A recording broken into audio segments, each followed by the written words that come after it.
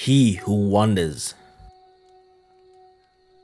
I miss the scourging wind of Indonesia, how it pours sunlight onto your face, toying with eyelashes, flattening dry sand against cheeks, and milling around hair.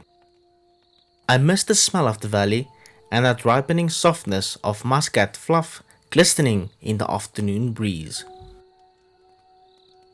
From here, I can see the house where I grew up.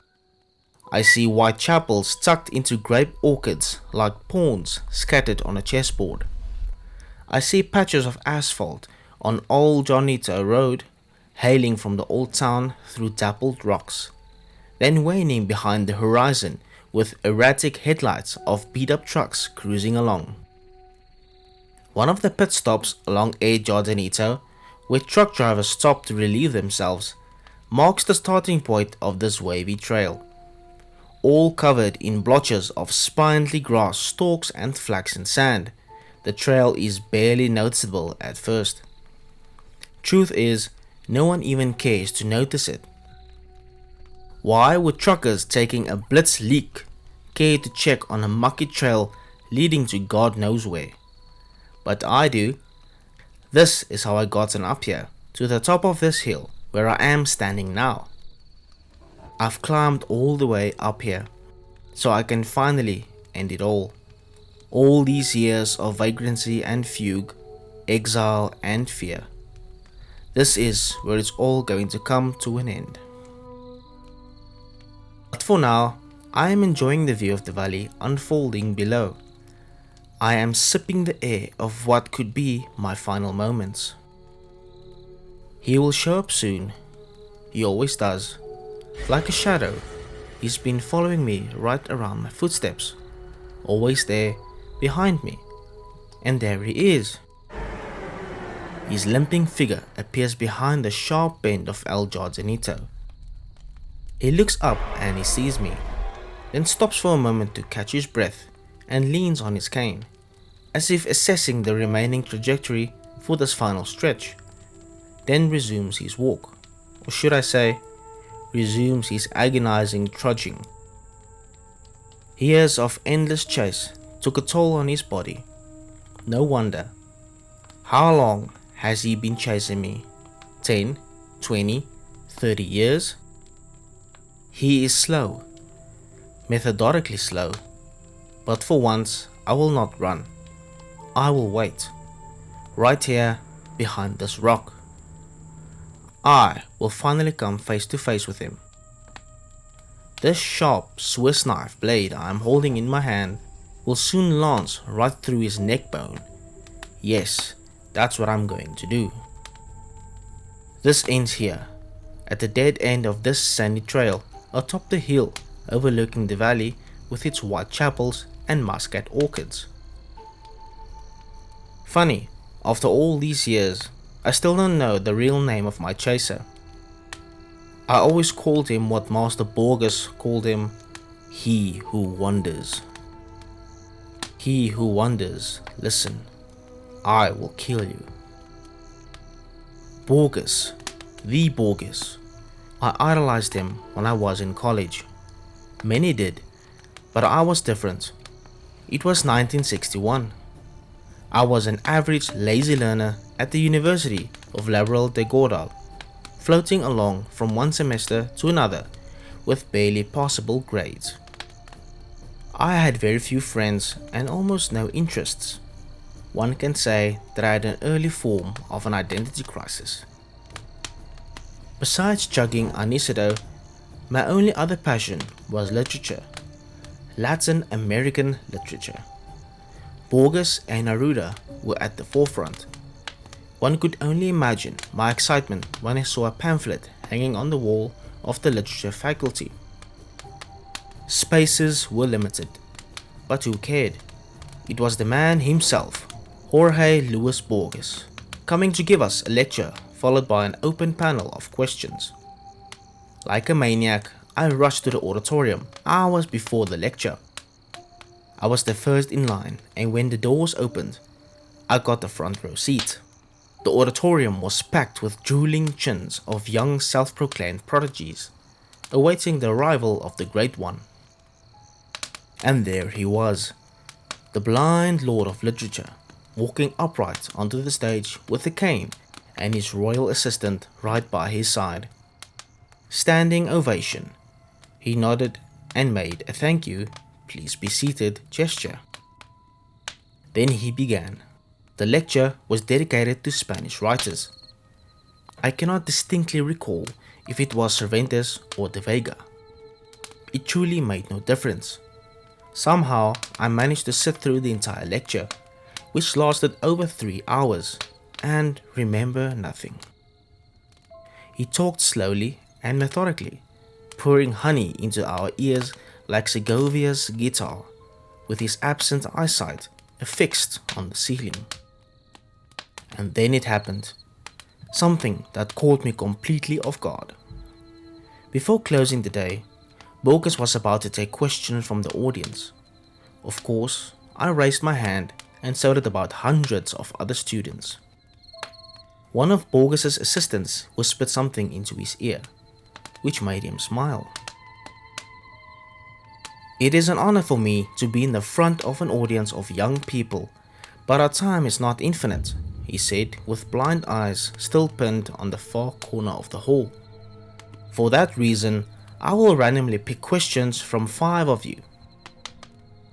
I have never won any prizes of lotteries in my life. When I played poker or blackjack, I lost far more than I won. I knew my limitations, and that turned me into an average apathetic person, rarely trying to outdo oneself, and so, sitting still with little ambition, I got used to it.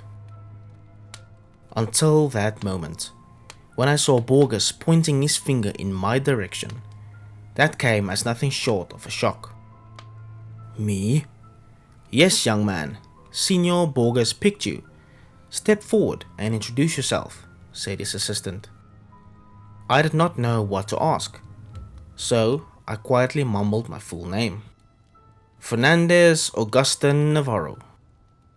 Borges shifted his grey-shaded pupils in my direction as if reacting to a sudden buzzing of a fruit fly. Fernandez Augustin Navarro. Navarro, haven't I met you once before, young man? He asked. No, Signor Borges, I never had the honor. But you will. We will meet again, Signor Navarro. You and I will meet again. But for right now, what is your question? The rest of the day was foggy. I don't even remember what question I asked. It must have been about him winning the pre-international. Not sure. And maybe not important. No, not important at all. The greatest writer in the history of mankind called me by name, and then that bizarre unreal thing he said about us meeting again. When? 9 years later, in 1970. And there I was, a somewhat promising journalist in one of London's somewhat scandalous tabloid newspapers. Every week, my name was featured on the second page alongside with celebrity chronicles and vile rumors. My paycheck was decent enough for a small studio flat by Manchester Square. After years of having been pent up by directionless studies, you could say I became something more than an average, or at least that is what I believed. That day, it was early October, arguably the best season in London, began as usual. I ate my chic breakfast, consisting of 2 scrambled eggs, ham, toast and a dark roast coffee at Barrymore's Diner, and I was ready for a pleasant walk in the office. It was shortly after 8 AM, and I was in no hurry. My route was the same as it was every day. Past the square, right turn on Georgia Street, left turn on Thayer, another right on Marylebone. My thoughts that morning were all preoccupied with the piece I was working on, so I was slowly making my way through the square when something caught my eye, or rather someone. At first, I did not pay much attention to him, no more than I did to anyone else who idled at the square that morning. Hippie rascals with soiled hair playing guitar on every corner was a common theme in those days, and London town was certainly no exception. So there was another one of those misunderstood love proclaimers, sitting right behind the gated area of the square. Striped worn-out jacket, heavy cap, sandals with clots of woolen socks sticking out. A common hippie bum, as anyone may have thought. I thought so too, except this one had something that made my intestines churn. I didn't know what it was, but once I saw him, I felt the irresistible urge to instantly walk away and never see him again. The way he looked at me, that gloomy frown that made me think of a line from Oscar Wilde, that fellow's got to swing. That certainly was something otherworldly about that fellow. His eyes, as if carved from a rock below the forehead, were mercilessly drilling thousands of tiny holes through me. I added pace. As I turned back one last time, I noticed him slowly walking towards me, past the gates of the square, onto the street, paying no attention to screeching tires of honking cars, walking right towards me.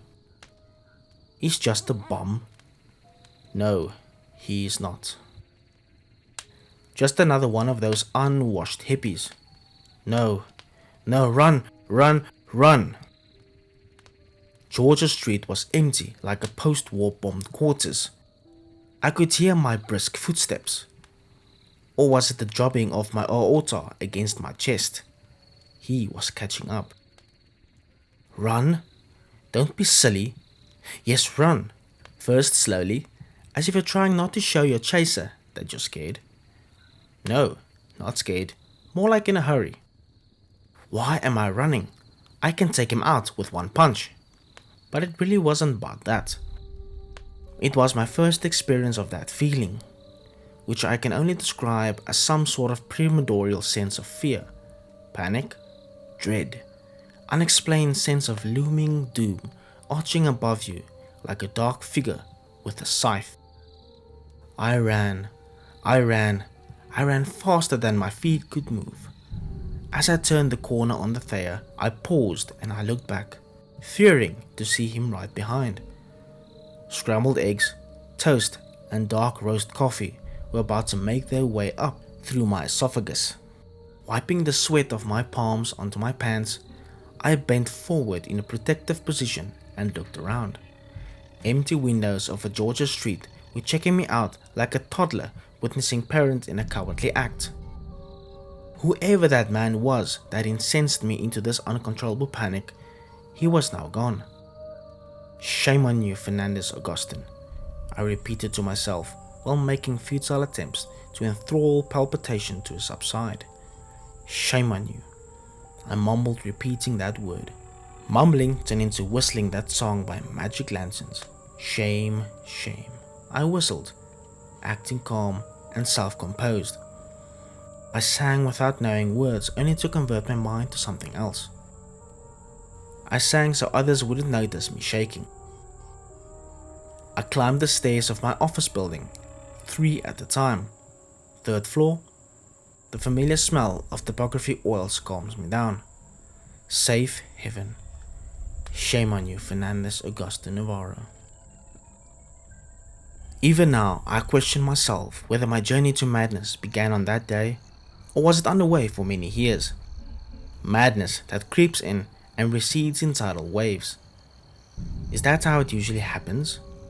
All I know is that an hour later, I was laughing at my little moments of weakness. Preposterous and rubbish, my thick Andalusian twang spoke to me. The idea of being fully checked out by a specialist did cross my mind, and I immediately thought of Dr. Patel in Camden Town. He'd give me some comfortable medical diagnosis like a panic attack and prescribe some white pills, I thought. Little did I know that the day had more surprises in store. The unnerving script development continued in a more eerie fashion when my boss marched to my desk with a pack of printed paper. No, Navarro, you're not going to see Dr. Patel in Camden Town, who will make a judgment call on your insanity. Instead, you're going to do an article on Jorge Luis Borges' new book. He is making his presentation today at London Public Library and blah blah blah. I forgot about the panic attack. The thrill of seeing Master Borges again 9 years later was surreal. Moments later, I was sitting in a cab on my way to the London Public Library, scribbling all possible questions I should be asking him. I'll inform the Brody. Other books? Forget it. I knew very well what I would ask. I paid the cab and galloped up the marble stairs leading to the hallway, where the master was about to hold his new book presentation. I elbowed myself through the crowd of journalists to occupy the coveted front row spot. Quick inventory check. Wallet, J-sack along with the omnipresent Swiss knife. Seconds tick leisurely on my wristwatch. 4 more minutes. Forget this morning's sickness. Forget Dr. Patel. Collect yourself, Fernando's Augustin. Navarro, that's your last name, isn't it? Yes, Senor Borges. How do you...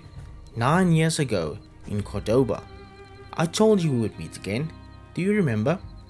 I nodded rapidly, completely forgetting he couldn't see me. Stupid. Perhaps, continued Borges, it would be more prudent for us to speak privately after the conference.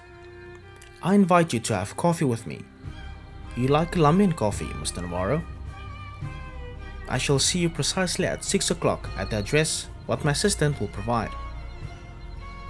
His blind eyes were still fixed at the top corner of the hallway, far above all the congested, sharp-penciled critics and arduous followers of his divine writing. The attention was now all on me, as revealed by hundreds of photo flashes from behind. I thought of all the explaining that I would have to do tomorrow. How do Borges know you? Are you friends? You were raised in Cordova. Are you his illegitimate son? Back then, I did not know. Answers came later. Memory is a tricky animal. As I gazed over the valley and saturated my lungs with familiar smells, I cannot think of anything specific. Vague and elusive memories of my childhood home, and these orchids, these white chapels, and the old town itself. Nothing but an incomprehensible sensation somewhere down there, below the chest cage. I closed my eyes and let the sun twirl around with tinted specks of mosaic light. I am trying to focus without looking. Alas, nothing comes to mind. I've been robbed of my memory. You! I cast my eyes at the trail again. He is closing in. It's hard for him to walk upward, and yet I see the determination in his eyes, in his tight grip of that wobbly walking stick, in the way he periodically stopped to catch his breath and eyeball the remaining distance. I am not going anywhere. 5, 10 more minutes. Come and take me, old man, if you can. I almost see his facial expression under the heavily pronounced frontal lobe. It's a grin. It's an expression that says, "We shall see." Once I read an interview in the Morning Times. In it, Borges was portrayed as extremely humble and minimalistic. His house was depicted as a perfectly organized space with easy access to everything. Books on the shelves, judging from the admiration of the columnist, there were lots of them, were organized by theme and by title. Dictionaries and encyclopedias were grouped together on the same rack, so he could find them easily. In another article, dated 1966, I read that Borges travels, and those travels were quite extensive. He carries a whole rack of books along, some of which may not even been read. When I entered his hotel room, that very book rack was the first thing that caught my eye. I stood perplexed at the multitude of titles, most unknown to me, when I heard the door swing wide open. And there he was, entering through the doorway with a leisurely swinging cane. "Ah, Signor Navarro, how kind of you to visit this old man." I took a step towards him and produced some gibberish like, "Pleasure is all but mine." He half smiled and pointed his hand to the chair. "I know you will quite enjoy the taste of Colombian dark roast." Borges sat down and leaned slightly backwards without releasing his cane. Do you know the biggest advantage of being blind? He asked and answered immediately. Blind don't need light, so my utility bills are way lower. He laughed at his own joke, only to be interrupted by the assistant carrying a tray of aromatic coffee poured in two small porcelain cups. Amazing how the very idea of drinking coffee instantly changes your mood before even taking your first sip. As I was readying to go on a pre-scripted monologue of expressing my gratitude and honor, Borges jumped right into the action. I will get right to it, Senor Navarro, about you being here and about me remembering you. I know you have many questions. I will attempt to answer some, but not all. When you leave this hotel, there will still be some questions that you will have to find answers to on your own. He gently picked his cup of coffee and with hands somewhat shaking, took an artistic sip. Yes, I had questions, so many that my brain membranes were buzzing in bewilderment and disbelief. Here I was, sitting in the room with one of the greatest writers, who happened to mysteriously know my name, and have you by any chance read my book, The Book of Imaginary Things? Asked Borges. I have, many times. I read it in Spanish when it just came out. Very recently, I bought the English translation in some shabby bookstore off Oxford Circus. I read that book far too many times, but never in its entirety, mostly starting on a random page, just as Borges had intended it to be consumed by his readers. You see, Signor Navarro, that book, and perhaps still is, a never-ending work in progress as a human imagination has no boundaries. I have included what I have researched over 10 years ago, then recently expanded and republished with more figments of collective human imagination. But the book is merely a small subset. In a way, the book writes itself, in some form. It's a labyrinth, an endless one, a living one, where every corridor and every room is never the same. What I'd always wanted is the book to reflect the labyrinth in our collective subconsciousness, the force that drives our minds to craft. For that reason, all the creatures in my books are strictly fictional, mythical. Am I not boring you? Not at all, understand, Senor Borges. He nodded and wiped the coffee grind off his nose. That book, as its title implies, is all about imaginary beings, tales, legends, folklore. But one thing that no one knows is that I originally intended this book to include one more thing. A being that goes by its Latin name Quetes Est. It appeared and disappeared across many cultures, sometimes centuries apart.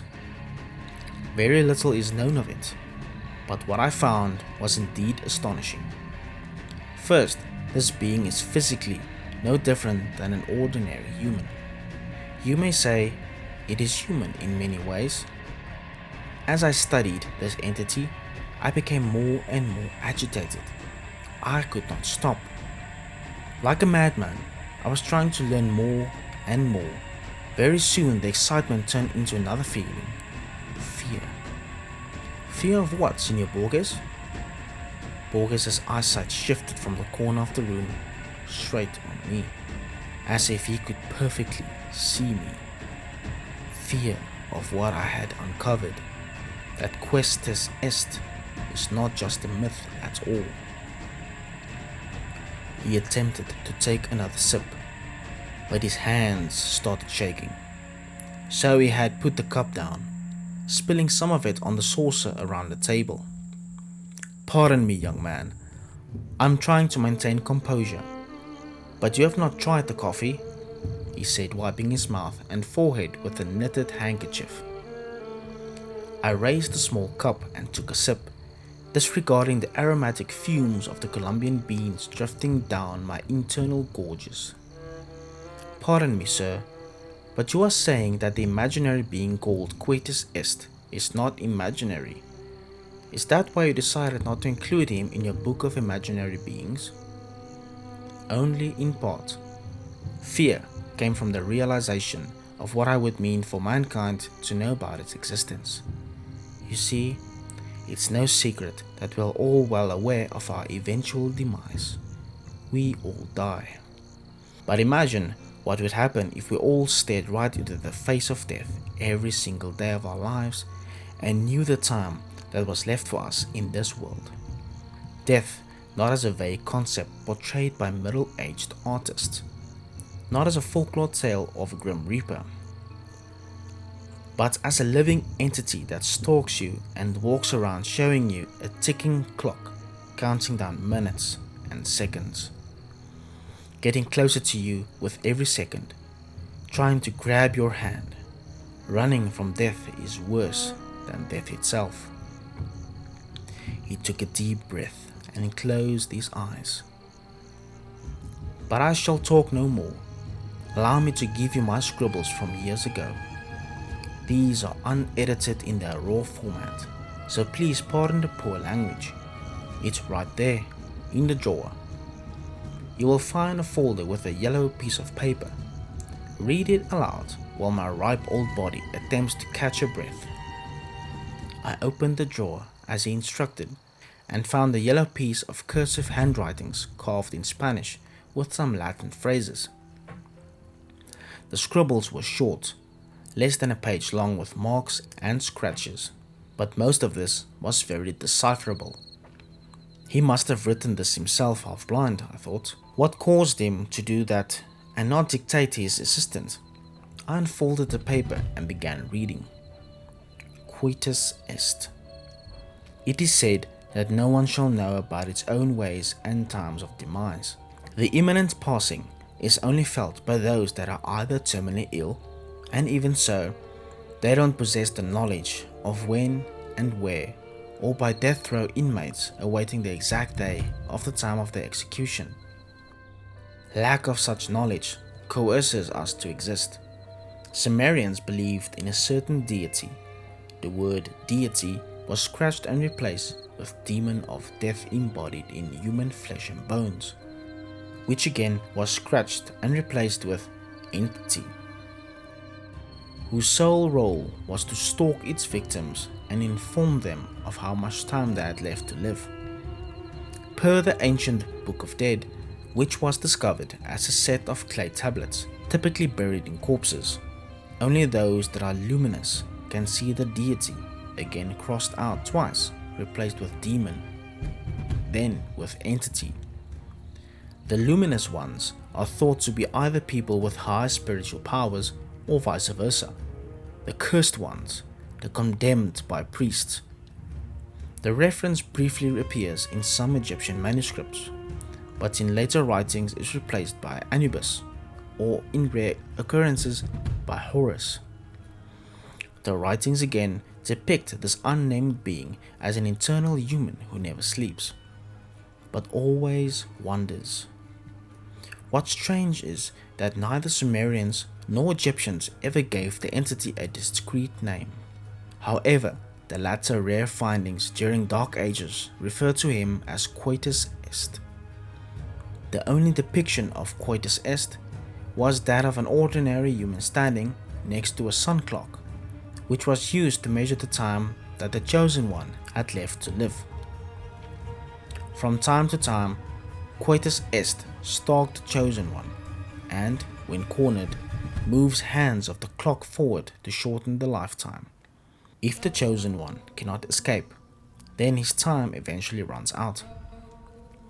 The very last reference was found in Enough, Mr. Navarro, you understand the idea.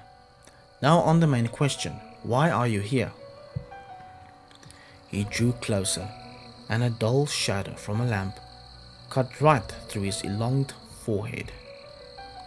Quitus est is an eternal wanderer who is always with us, the timekeeper who sits at the edge of the stage with a ticking watch on his wrist. The greatest gift was given to mankind as its inability to see him. When I lost sight, I thought blindness was a blessing in disguise, But one does not require eyes to see the wanderer. What eyes cannot see, ears can hear, and skin can feel. I hear him. I feel him. You are here, Mr. Navarro, because you and I are the luminous ones. Borges paused and asked me with a trembling voice, Mr. Navarro, you saw him too, didn't you? Cold shivers that have been accumulating in my lower back rushed up my spinal cord in millions of explosions. Nausea formed a massive ball of air in my throat, and for a moment I struggled to breathe. Desperately trying to seize the thumping inside, I pushed words out. I saw him today. How do you get used to the notion of being a passerby on this earth? Ordinary humans do not have to get used to that. We have that built-in protection layer, that safety cork in our brain membranes that separates the realization of being mortal from flooding down upon us. It allows us to breathe the air. It lets us exhibit the extraordinary yet sacred carelessness. The mental block that denies the laws of life on a primitive emotional level, even for the keenest scholars.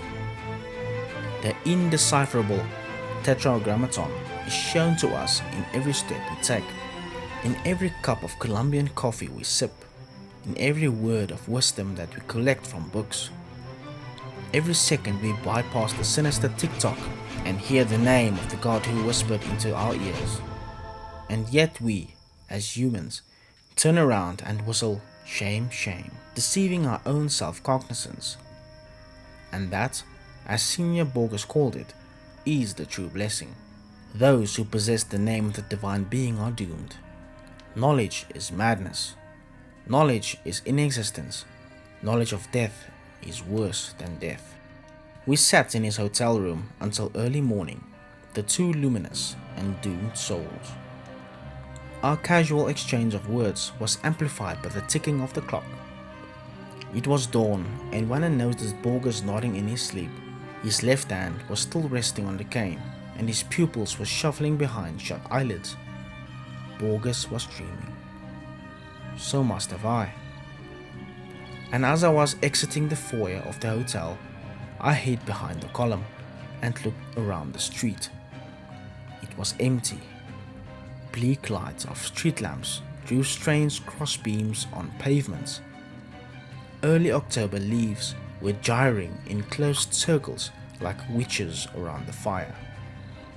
I was looking around, hoping to not see him. He wasn't there, but he was. I felt his presence not very far from me. Muscat orchids. They resonate inside like echoes of a guitar string heard from a deep alcove. But nothing particular comes to mind. I am trying to shift focus from one object to another, but my nomad memory is lost in endless labyrinths. You took my memories from me, didn't you? Wait, mortal. Wait 5 more minutes, and you will know the answer. I hear in my brain. He is talking to me now. I can see how long the uphill walking is wearing him out. But what are pain and tiredness when you're crushing the finish line? As Borges warned me, do not ever come close to him. Do not look him straight in the eyes. He will always be near. His watch will be ticking. If he attempts to catch on, run. But he will forever follow. In a way, he will be like a shadow of you. And I ran, and he wandered. I evaded. He followed. He came close to me in my hotel room in the second day after my long night in Borges' quarters. The fool in me still thought that escaping from him would be as easy as moving into a new flat, or checking into a hotel, so I did just that. It was some shabby hotel minutes from work where I decided to spend a few nights just to think things through. And I remember every minute of it was my first face-to-face encounter with him. My room, B6, was on the basement level.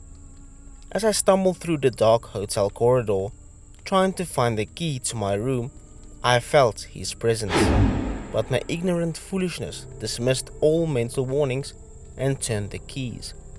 As the door hinge squeaked, I took my first step into the hotel room. A street-level window was casting two thick yellow streaks of lights on the floor carpet. I smelled dust and spiderwebs.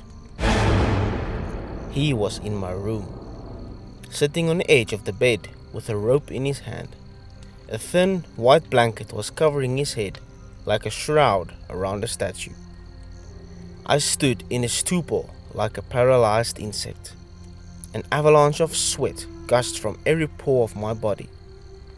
With hand twisted behind my back, I was feverishly trying to twist the doorknob. He got up from the bed with a groan. He took a step towards me. Hand too sweaty to turn the knob. "Open it, open." He grabbed my wrist. "Open, run."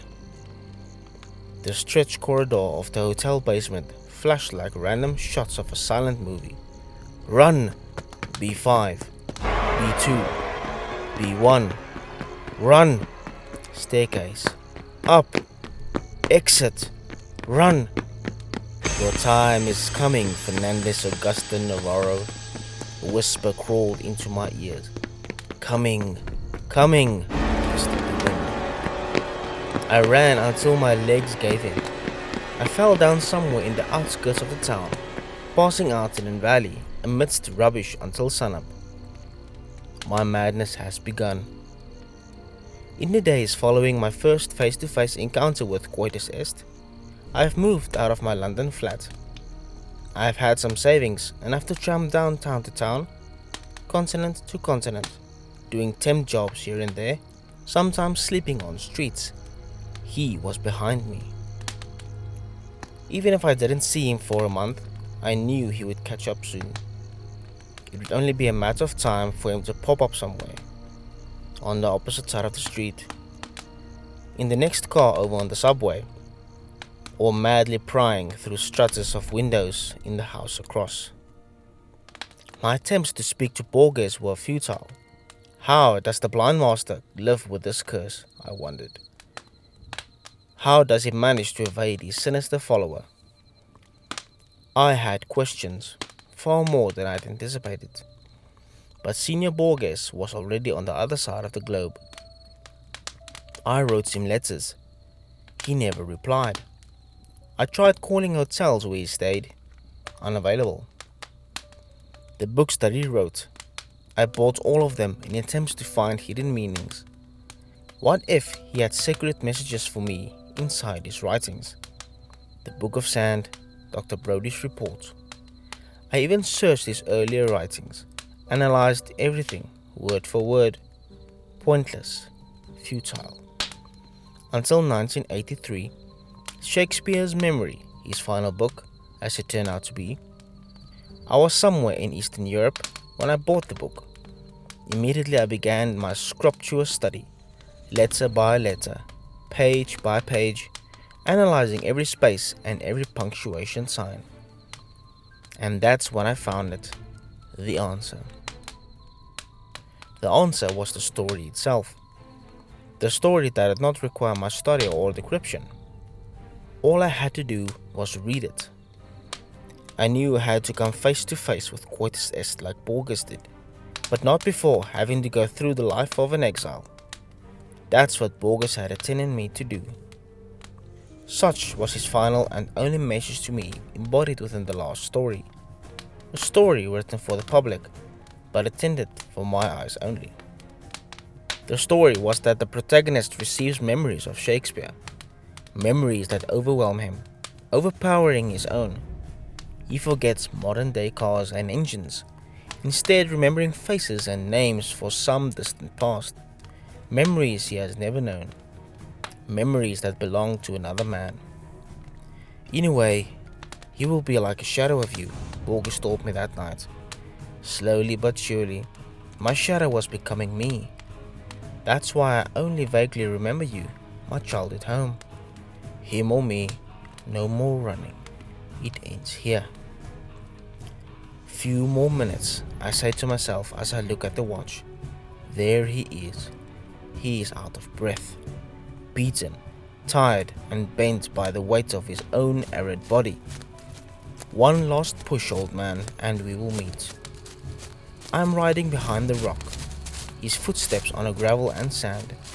I can tell them from any other footsteps in the world.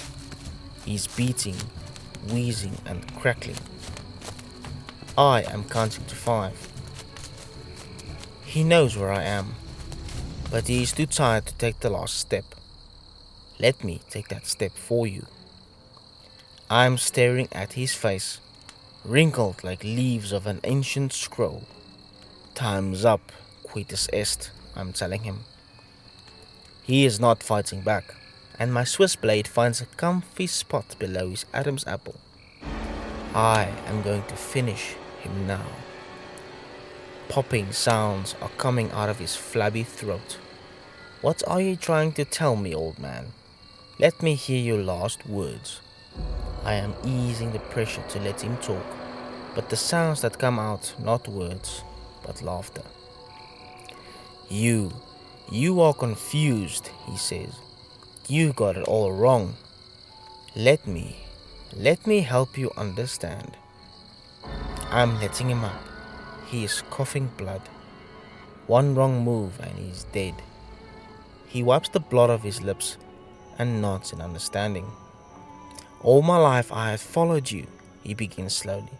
It's a miracle I have come this far and lived this long. Ever since I left Cordoba, I was a ticking time bomb. I was diagnosed as suicidal. Doctor after doctor, therapies, specialist, prescription, yoga, I've tried them all. Some helped for a while and the disease subsided, but then trolled back with a new, stronger wave. It's this disease that nests here, and he points to his head, forcing me to look for a way to end my own life. It all began in London on that morning when I was sitting on the bench in the middle of that square. Feeling the disease gnawing on my brain, my first attempt was in that hotel, room B6. I sat on the bed in that dark room for hours with a rope in my hand and a blanket over my head. Death opened the door and stood above me in the darkness of the room. Oh, how I wanted my pain to end. But it was not meant to be. Not then, not there. I had to live on. Ever since that day, it was a cat and mouse game between us. I chased death, and death would always slip away, until now. He pauses, rubbing his flabby neck, then points his finger down the valley and continues. I was born in that house.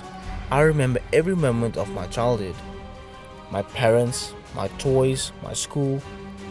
I remembered playing hide and seek with my cousins in Muscat Gardens and dozing off to Sunday clergy in that white chapel. I remember Eastern rugs being washed on the street and the smell of grapes. My name is Fernandez Auguste Navarro. And you have no true name, but they call you Coitus Est, the one who wanders. Filaments of scourging infernos have been ignited all over me, and the fire set off inside my eyelids, spreading all over my facial pores and trickling down my body. Lies! Imbecile lies! I roar. Look at me, he says. I am an old man, and you, still young and strong as you will always be. You have not aged. Now think more. What do you remember of your childhood? Shakespearean memories of random sounds and smells are all you gained from me. Master Borges know who you were. He cracked you, and then he tricked you. He made you think you were me. That was his way of evading you, by not revealing you the truth until his last breath. Final book, final story. You are the one who wanders, and those memories you have, those are my memories. And now that I've told you who you really are, You must finally finish me. I have heard enough of his fibs. I'm throwing my knife away. I shall not require any blades to finish him. With my hands I clenched around his thin neck. I am strangling him. I hear him squeal as the grip tightens. I feel the crackling of neck bones between my thumbs. I see him gulping the air in warm convulsions. He looks peaceful. I sit on his chest and watch his last breath picked up by the wind, carried down the valley to the gardens, passing by the white chapel and the house where we grew up. The scourging wind of Indonesia is pouring sunlight onto his face, toying with eyelashes, pounding on cheeks and gyring through hair. He must have missed the smell of the valley and the ripening softness of muscat fluff glistening in the air. I am rewinding my wristwatch and walking downhill along the wavy trail, my thumbs still sore from killing. I am taking small steps sideways. Once I reached Al Jordanita Road, I will hop on the first bus, and from there I will travel west or north. Destination will not matter. Anywhere is where the road take me. Me, the one who wanders.